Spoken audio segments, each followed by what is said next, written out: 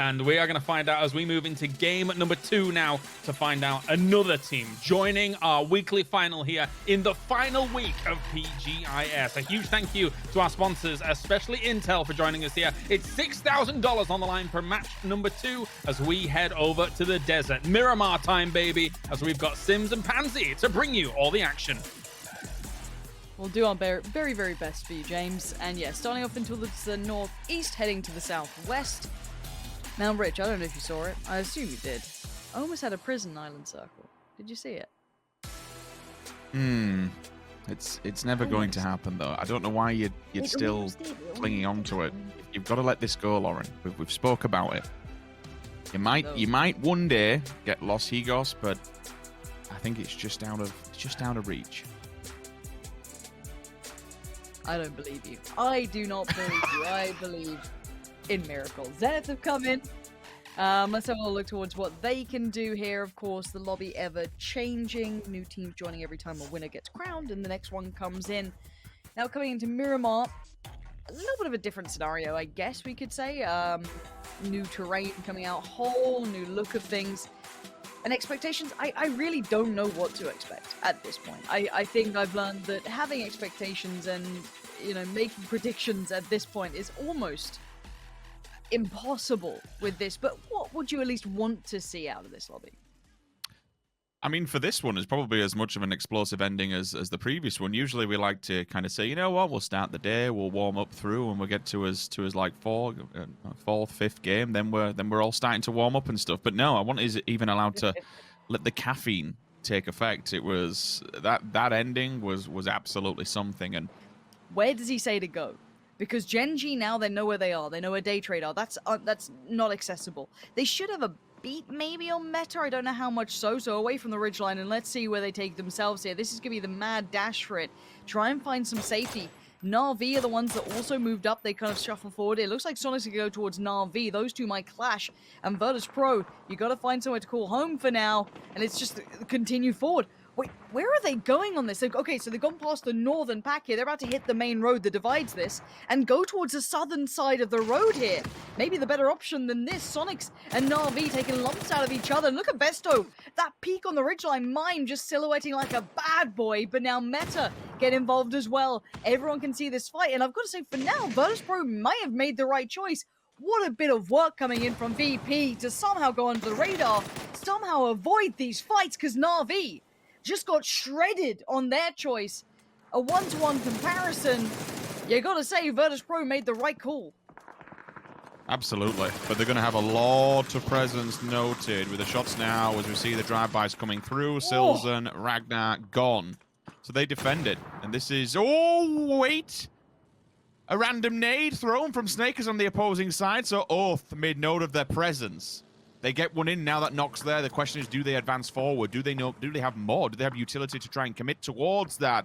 Drive-bys in abundance. Tiamba and a Freak of Freaks, they've gone for the same position. Lou and Spyro falling the kill feed, so Oath did continue the hammer down, but for now it's Tiamba. And all of a sudden a Freak of Freaks just falling at the wayside. Is that just one player? It is, of Tiamba left standing out of that. Same can be said for VP. They have not fared any better. Hyruzen needs to bail on this. Because, my word, a bombardment. Mortar shells have been flying towards the side of VP, and I don't think it's going to get much better. Now, where do you go? It may have been safety for all but a moment, but all but a moment is exactly what it was. Like, wow, okay, so two teams just like that at the same time, simultaneous. Kind of wacky.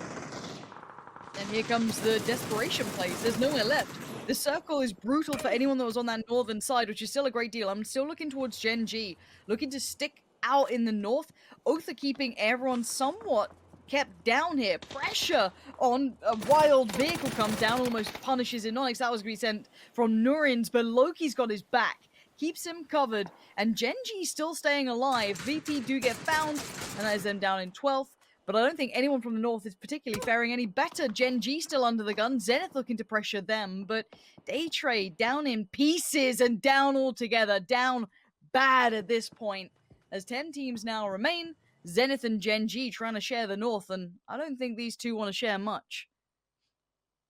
And now it really comes into view how good Gen.G's player was to be able to push on that ridgeline and hold it. That gave them some sort of an anchor point to be able to fight anyone else who wanted to try and take up position on them. PO will fall, and the instant confirmation should come through from Kickstart, but you can see INONIX is very quick off the draw to try and block line of sight and maybe get him back on his feet, maybe just put some aggression his way. Kickstart says no, denies it, Nate comes over.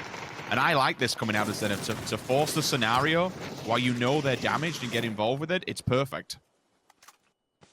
You don't get an advantage on someone like Gen.G often. So when you do, you take that. You take that every day of the week.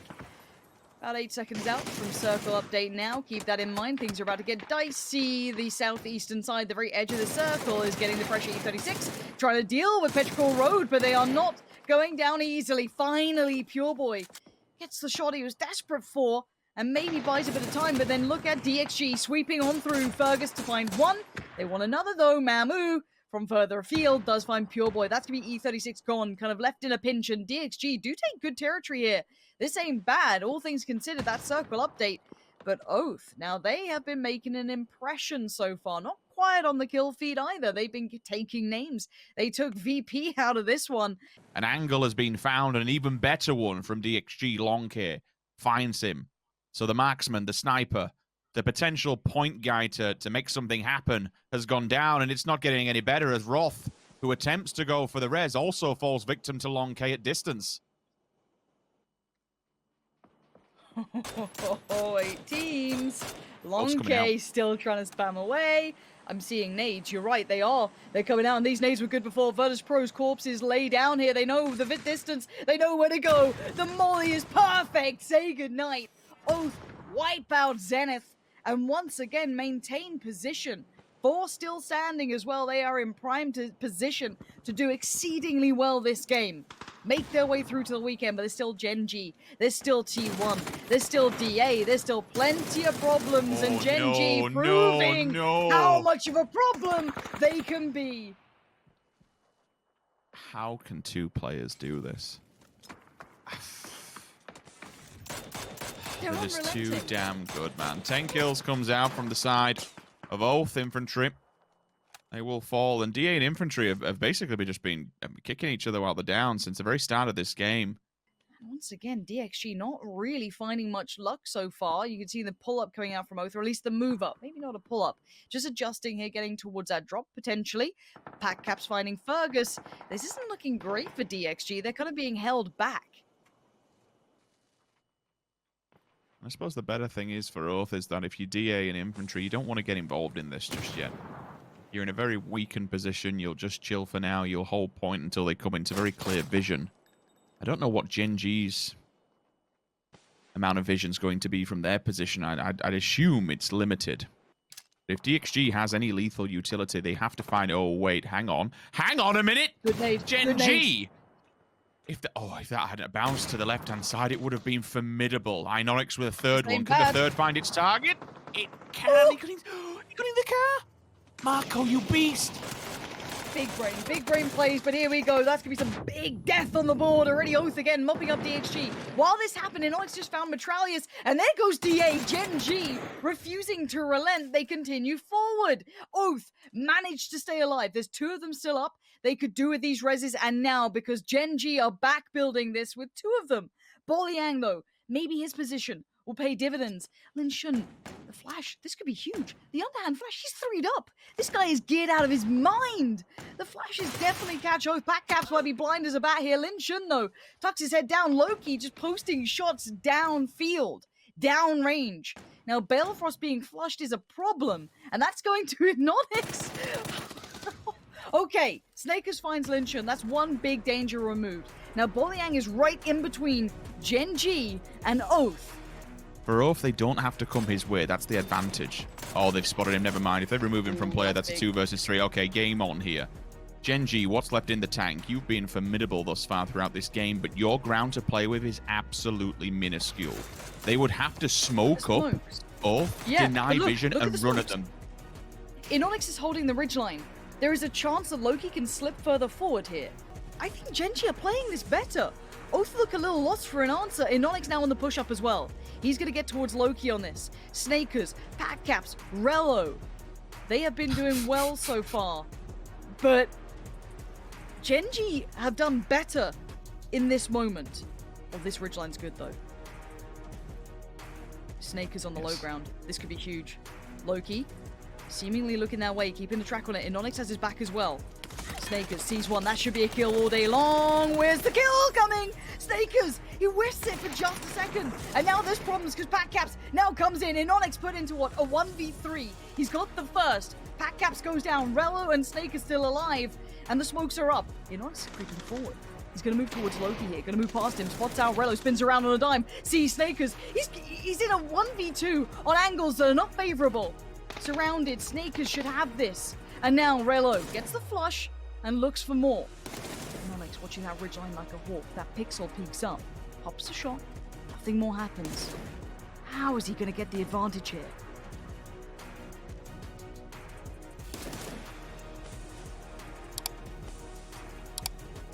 Looks again. Oath don't have an answer just yet. No nades to come towards him. Another smoke invested. His last smoke now goes in. Snake is still visible. INONIX peeks again. This man looks just invulnerable. He's still alive and this is creeping in. He's got good damage. Really, he's 9 HP. INONIX, the ridgeline, spots out Snakers, but now the damage comes back. 26 HP here. He's still looking. He's still trying to find Rello. He knows there's still someone close to him. He's looking at that smoke. He knows there's a problem still. And on the ridgeline, he finds Rello. He's looking at Snakers. He's 1 HP. He's putting everything into this. Snakers is yet to move. He's hit the deck. He's not surrendering. He's pushing forward on 1 HP. I cannot believe it. He never stopped. He never surrendered.